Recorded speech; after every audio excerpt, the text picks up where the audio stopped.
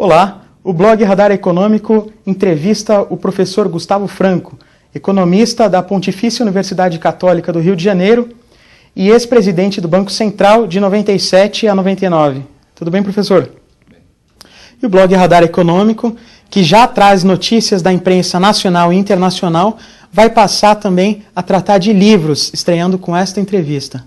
Professor, o senhor está lançando o livro Cartas a um Jovem Economista, pela editora Campos, e o senhor cita aqui no livro que o emprego público, às vezes, pode ser o pior trabalho do mundo, né? E esse foi o momento mais difícil, o momento de maior angústia, ou de maior agrura da carreira do senhor?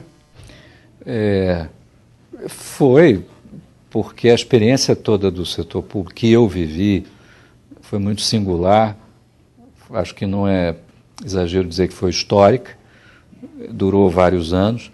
Agora, a parte ruim, eu não me refiro especificamente aos períodos de crise, alguns deles, profissionalmente, inclusive, são desafiadores, mas o lado ruim, eu acho que compreende todo o período e tem a ver com a solidão da autoridade que lida com os interesses de maiorias que não sabem que você existe e que você combate minorias do mal que se dedicam a proteger os seus privilégios sempre em detrimento de maiorias que não sabem. E você defende pessoas que não sabem que você existe e quando você consegue seus objetivos, as pessoas que você beneficiou nem sabem, nem sentem. Só quando é uma coisa muito especial você consegue terminar com a hiperinflação, as pessoas sentem. Mas a maior parte das outras reformas, privatizações, enfim, todo tipo de reforma regulatória que foi feita durante o meu período de governo, você fica sempre dialogando com as minorias privilegiadas, perdedoras e merecidamente perdedoras, que são os inimigos da reforma. Então a sua vida é muito enjoada nesse aspecto. Por isso o emprego é ruim, além de ser mal pago. Minorias militantes se encastelam no setor público, tipicamente, onde elas conseguem fazer o que na literatura americana chama o rent-seeking, a busca de rendas extraordinárias de monopólio. E são os caretas que conseguem uma boquinha, um privilégio, uma conquista, sempre em detrimento de uma maioria que não sabe. Então, esse tipo de atividade de busca de privilégios é, por sua própria natureza, onde minorias exploram maiorias. Agora, a sua missão no setor público, quando você está investido num cargo de autoridade, é combater esses caras.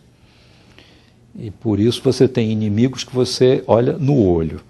Mas as pessoas que você beneficia não sabem que você existe. Então, ninguém te apoia. No livro o senhor se mostra bastante preocupado com o populismo. O senhor chega a dizer que se um alto funcionário do setor público se torna muito popular, alguma coisa está errada.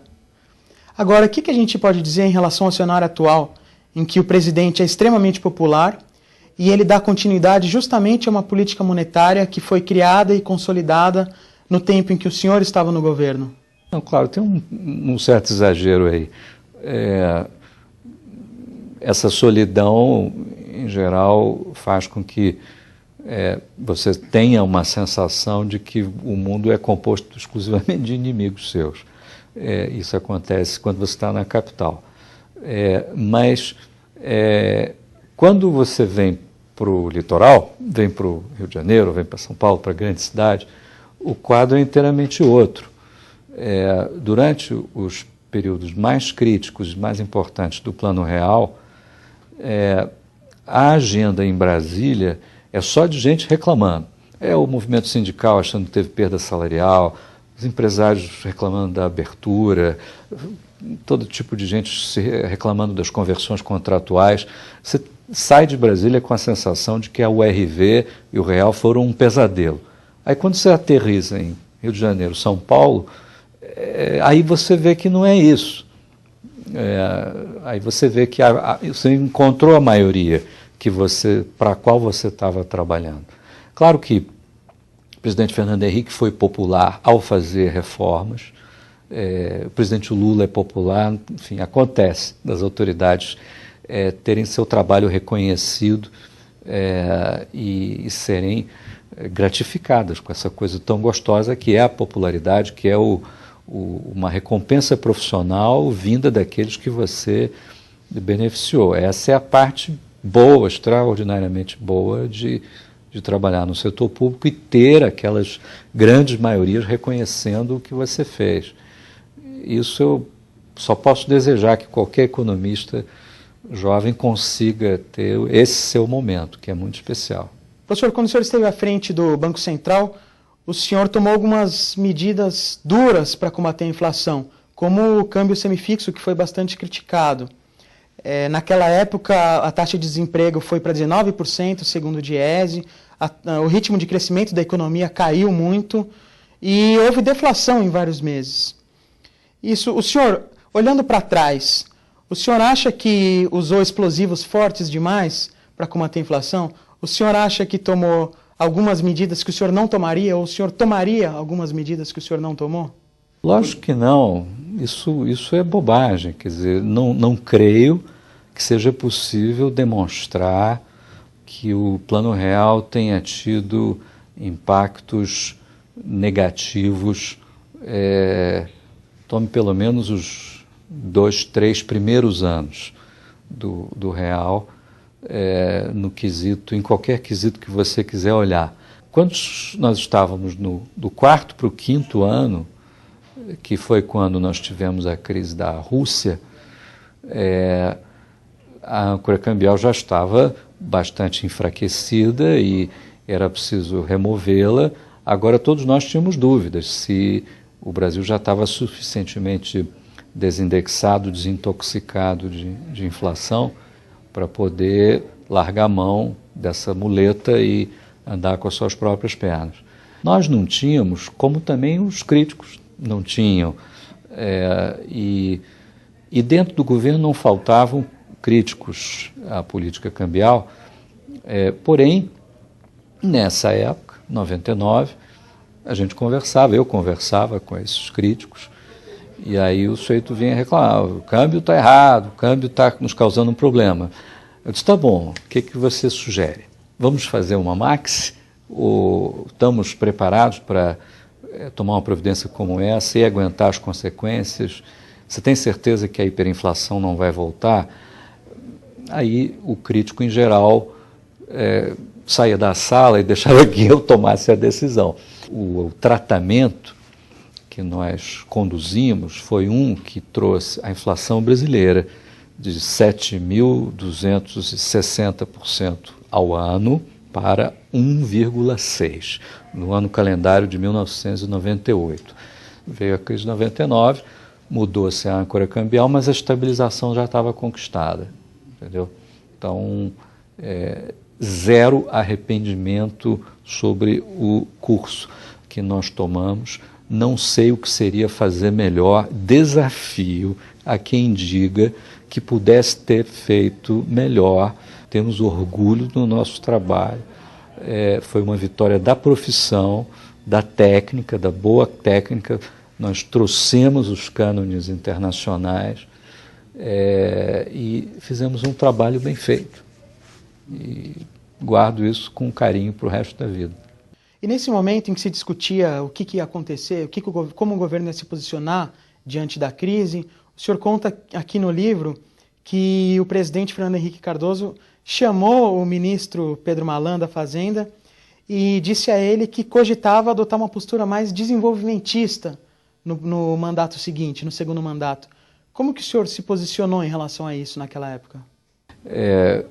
No começo de 98, depois de termos vencido a crise da Ásia e estarmos com reservas recordes e o presidente está começando a campanha eleitoral sem nenhuma perspectiva de haver a crise da Rússia, aí o pensamento dele disse, bom, no meu segundo mandato, meu primeiro, tão comprometido com reformas e batalhas políticas difíceis, Eu, no segundo mandato, quero governar mais leve. Esse foi o sentido portanto, não estava em nenhum momento em dessintonia com o que a gente pensava sobre o que fazer, até porque eu próprio fui autor de um texto, está citado no livro, que é de 95, bem anterior, sobre o modo como o programa de estabilização se tornava um programa de desenvolvimento. Por que em 98 a crise internacional não era nos Estados Unidos, era mais fraca do ponto de vista internacional e teve um impacto forte no mercado de trabalho no Brasil? E na crise de 2008, que foi mais forte internacionalmente, teve um impacto menor no mercado de trabalho no Brasil. Teve um impacto no desemprego, mas não foi tão grande. Por que isso aconteceu? Para começar, nós tivemos taxas de câmbio flexíveis nesta crise, portanto não precisamos sofrer perda de reservas. Nós tínhamos muitas reservas agora, não tínhamos tantas naquela ocasião. Houve um colapso mundial dos preços das commodities, então por conta disso a desvalorização cambial não teve nenhum impacto inflacionário. Eram circunstâncias muito diferentes, como se o Brasil tivesse doente, em 1994, uma doença terminal. Tivemos um tratamento bem sucedido, saímos do CTI, estávamos ali ainda pertinho de uma doença que quase nos custou a vida.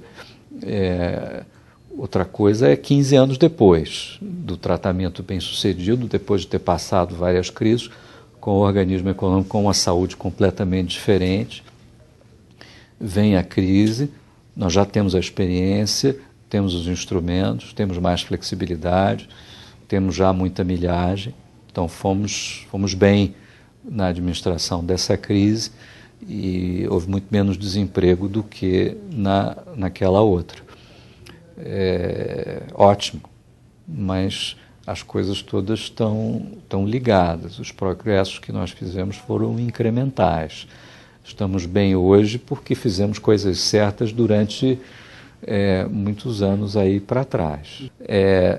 Eu não tenho nenhum problema em elogiar a condução da crise agora, porque isso não significa criticar a gestão da crise anterior. O fato do governo Lula dar certo não significa que o governo Fernando Henrique estava errado. Ao contrário, em muitos aspectos, o governo Lula dá certo porque o governo Fernando Henrique fez as coisas certas. Okay? A versão lulista tola da história é uma que o mundo começou no governo Lula, que faz tudo ao contrário do que foi feito antes e está dando certo. Isso é, obviamente, uma tolice completa.